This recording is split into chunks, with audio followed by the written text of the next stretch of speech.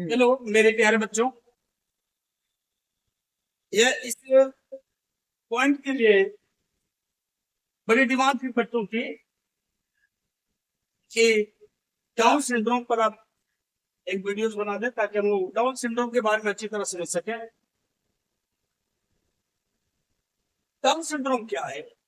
यह down syndrome एक लिंग संलग्न रोग है और लिंग संलग्न रोग जिसे कहेंगे, यह प्रश्न भी पूछा जाता है। हाई स्कूल में भी प्रश्न है और इंटरमीडिएट में भी है कि लिंग संलग्न रोग किसे कहते हैं। यानी ऐसा रोग जिसका संबंध गुणसूत्र से है, ऐसा रोग जो गुणसूत्रों की गड़बड़ी के कारण होती है, जिसका संबंध गुणसूत्र से है, ऐसे रोगों को लिंग संलग्न रोग कहते हैं। डाउन सिंड्रोम क्या है? यह लैंगटन डाउन ने इसकी खोज किया था। नाम इसका लिख देते हैं, लैंगटन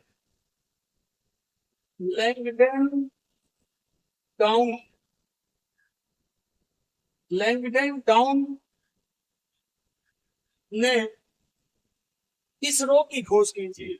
चूंकि इनका नाम डाउन है, इनका नाम डाउन है, इस रोग का नाम क्या पड़ गया है?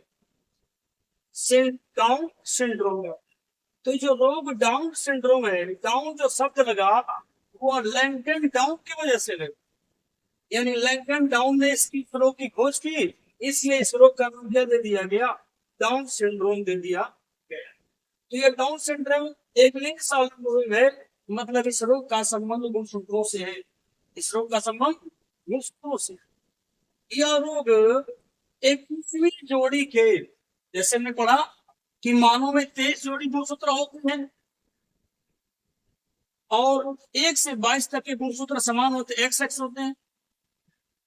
तो यह 21वीं जोड़ी, यह रोग 21वीं जोड़ी के, और जानते हैं कि 21वीं जोड़ी का गुणसूत्र क्या होता है? एक्स एक्स ही होता है। तो 21वीं जोड़ी के समजात गुणसूत्र कौन सा?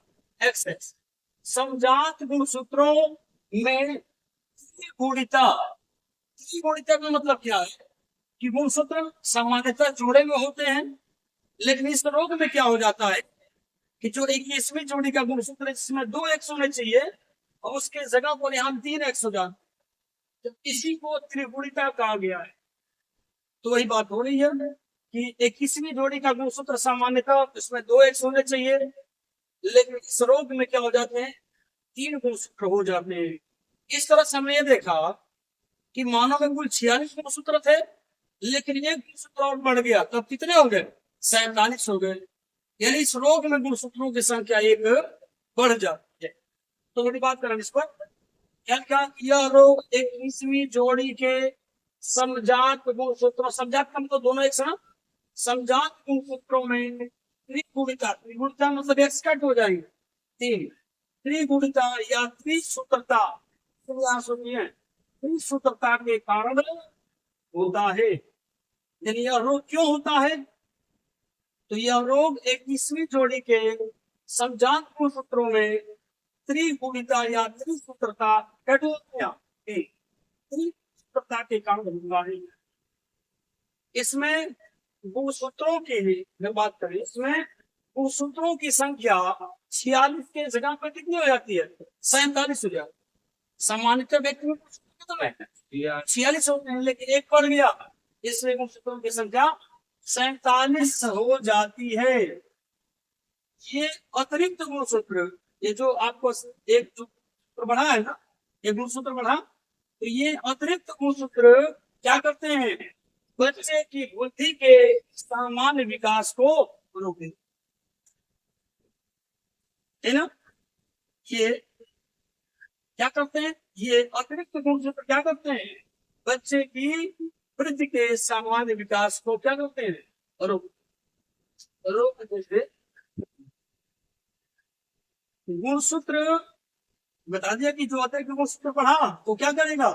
बच्चे की बुद्धि के सामान्य विकास को रोक देता है। गुणसूत्र की संख्या में यह वृद्धि कर रहा है कि गुणसूत्र की संख्या में यह वृद्धि क्यों हो गई अचानक? तो वैसे बताया गया कि गर्भावस्था में जब ब्लीडिंग होने लगती है तो ट्रीटमेंट करके उस ब्लीडिंग को रोक लिया जाता है और गर्भ रुक जाता है। लेकिन जब ब्लीडिंग ज्यादा हो जाती है और फिर जो गर्भ है उसको ट्रीटमेंट के द्वारा, इलाज के द्वारा रोक लिया जाता है, तो उस तरह की जो संतानें होने की होती है उनमें इस तरह के चांसेस ज्यादा हो जाते हैं। इसलिए बात हो गई की संख्या में यह वृद्धि क्यों होती है। यह अंडकोश का मतलब एक सेल, और एक सेल बनेंगे फीमेल में, तो कह गुणसूत्र की जो संख्या एक बड़ी क्यों बड़ी है।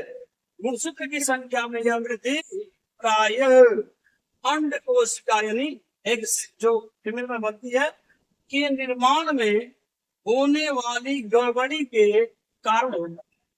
तो एक सेल के निर्माण में होने वाली गड़बड़ी के कारण 47 गुणसूत्रों वाली, 47 गुणसूत्रों वाली इस संतान का मस्तिष्क अविकसित होता है। कैसा होता है? अविकसित होता है। यहाँ इन गुणसूत्रों की संख्या में वृद्धि का एक कारण मैंने बताया। एक कारण क्या है कि ब्लीडिंग ज्यादा हो गई, फिर भी गर्भ को इलाज के दौरान रोक लिया गया, बच्चा बच गया तो डिस्टर्ब हो जाएगा बच्चा, यह रोग हो सकता है। या और बता रहा है कि और ये क्यों हो जाता है। गुणसूत्र की संख्या में प्राय वृद्धि अंडकोशिका के निर्माण के समय, अंडकोशिका जब बनती है तो अंडकोशिका के निर्माण के समय उसमें गड़बड़ी हो जाती है, उसके कारण भी यह गुणसूत्र की संख्या बढ़ सकती है। अब करेंगे 47 गुणसूत्रों वाली, यहां बात करें कि ये 47 गुणसूत्रों वाली ये जो संतान होती है इसका मस्तिष्क अल्प विकसित होता है, इसका चेहरा मंगोल आक्रमणकारियों की तरह हो जाता है। मंगोल आक्रमणकारियों का नाम सुना होगा आपने, जैसे चंगेज खान एक मंगोल आक्रमणकारी था, तो इस बच्चे का चेहरा जो होता है मंगोलों के समान हो जाता है। यह बात करें 47 गुणसूत्र वाली संतान का जो मस्तिष्क होता है वो अविकसित होता है, यानी मस्तिष्क पूरी तरह से डेवलप नहीं होता। गोल सिर्फ कैसा हो जाता है, गोल होता है, होठ नीचे की ओर लटका हुआ, होठ उसका नीचे की ओर लटका हुआ होता है, माथा अधिक चौड़ा यानी जो ललाट होता है अधिक चौड़ा होता है, त्वचा खुरदरी यानी जो उसकी त्वचा होती है खुरदरी होती है, रफ होती है, आंखें तिरछी, आंखें तिरछी,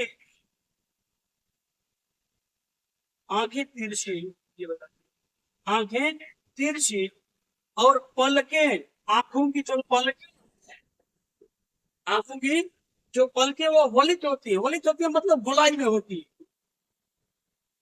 आंखों की जो पलकें होती है वो कैसी होती है, बिल्कुल गोलाई में होती है। पलक बता दिया, बिल्कुल गोलाई में होती है। ऐसे कहा कि पलकें कैसी होती हैं, वलित होती है, गोलाई में होती है। मुंह हमेशा खुला रहता है, अरे बच्चे का मुंह हमेशा खुला रहता है। ये मंदबुद्धि होते हैं, इनके जननांग तो सामान्य होते हैं, जननांग जन्म अंग सामान्य होंगे, लेकिन पुरुष क्या होता है नपुंसक होते हैं, यानी इन्हें प्रजनन की क्षमता इनमें नहीं होती है। और इन बच्चों के जो सेहत वो किसकी तरह होते हैं, मंगोलों के समान होते हैं। और मंगोल पता है, मंगोल आक्रमणकारी, वो उनके चेहरे हल्के लालिमा से एक होते हैं, गोरे होते हैं वो, तो इनके चेहरे मंगोलों की तरह हो जाते हैं।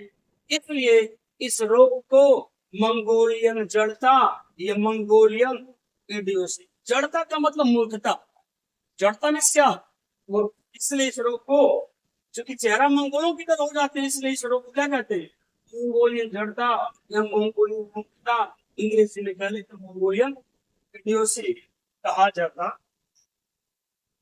तो इस रोग की खोज किसने किया, लैंगडन डाउन ने, उन्हीं के नाम पर इस रोग का नाम रख दिया गया डाउन सिंड्रोम। किस जोड़ी के गुणसूत्र में होता है गड़बड़ी से, 21वीं जोड़ी वाली। तो उम्मीद करते हैं बात आपको समझ में आ रही होगी। तो